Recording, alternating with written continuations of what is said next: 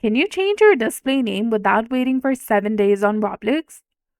Hi guys, welcome back to our channel. So in this video tutorial, we'll be discussing about either it is possible to change your display name without waiting for 7 days on Roblox. So now let's get started. So I'll show you a trick to change your Roblox display name. And if you recently changed your name and you want to change it again, but you're blocked by the cooldown, you can change it back to your original username immediately.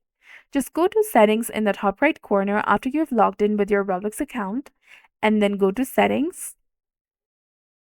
Now once you're over there, go to account info, tap on display name, tap on this pencil icon over here.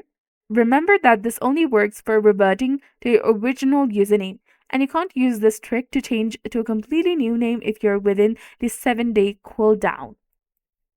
And that's it. I hope you enjoyed this video. If you did, do not forget to like, comment, share, and subscribe to our channel for more amazing tips and tutorials. Thanks for watching. See you in the next one.